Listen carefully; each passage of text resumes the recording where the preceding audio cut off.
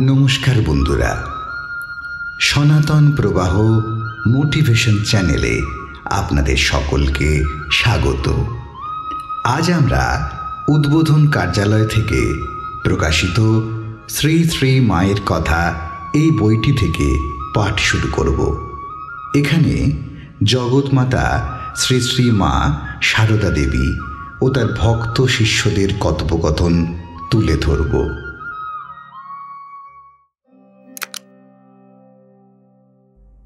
বরদা মামা আসিয়া সংবাদ দিলেন, মা ডাকছেন।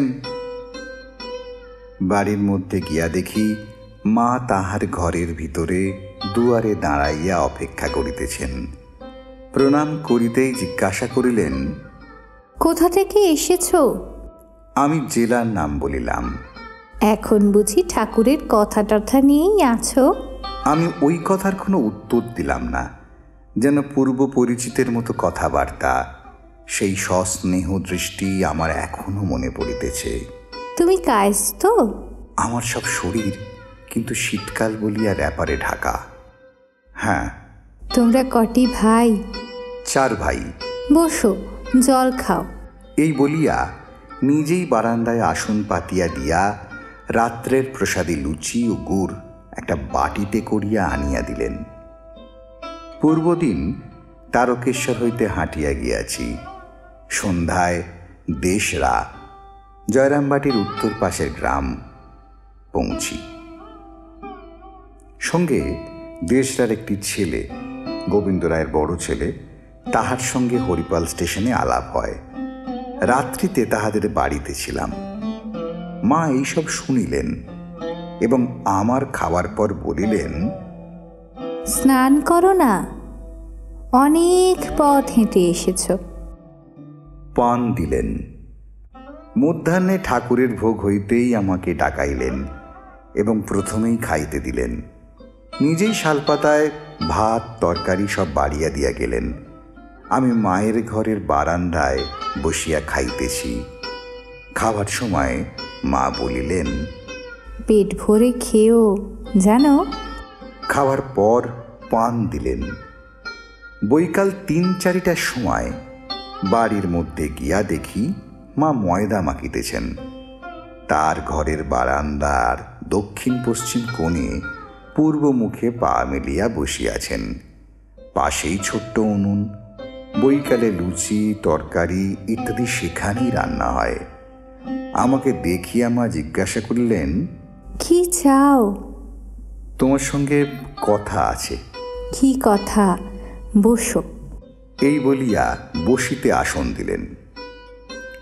মা, এই যে ঠাকুরকে সকলে পূর্ণ ব্রহ্ম সনাতন বলে, তুমি কি বলো?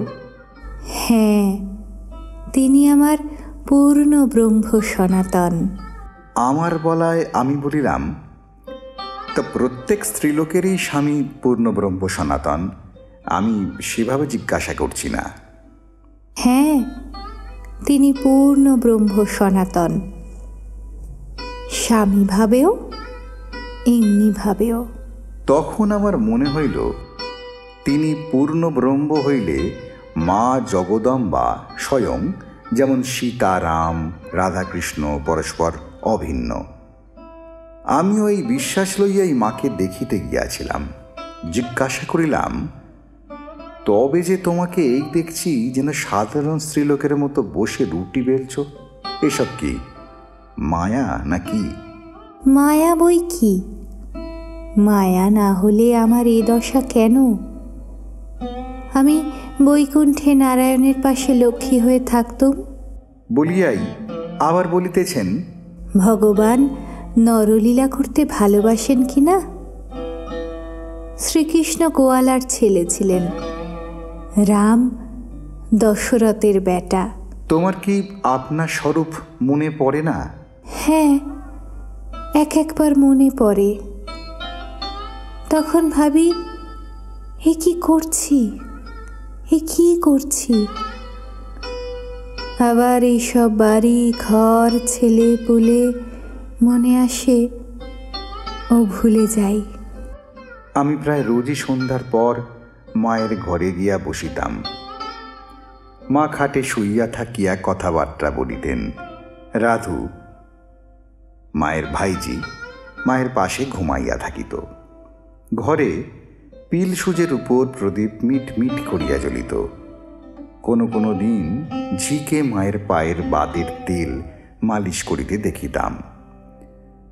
কথা প্রসঙ্গে মা বলিতেছেন, যখন আমার কোনো ভক্তকে মনে পড়ে আমার প্রাণ ব্যাকুল হয়। তখন হয় সে নিজে আসে, নয় তার চিঠিপত্র আসে।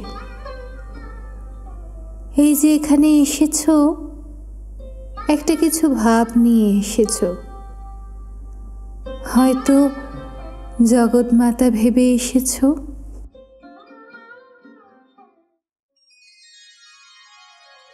আজ এখানেই সমাপ্ত করলাম। পরবর্তী অংশ থাকছে পরের ভিডিওতে। আজকের ভিডিওটি ভালো লেগে থাকলে লাইক, কমেন্ট, শেয়ার করতে ভুলবেন না। পরবর্তী অংশটি সবার প্রথমে পেতে চ্যানেলটিকে সাবস্ক্রাইব করে বেল আইকনটি অবশ্যই ক্লিক করে দেবেন। ধন্যবাদ।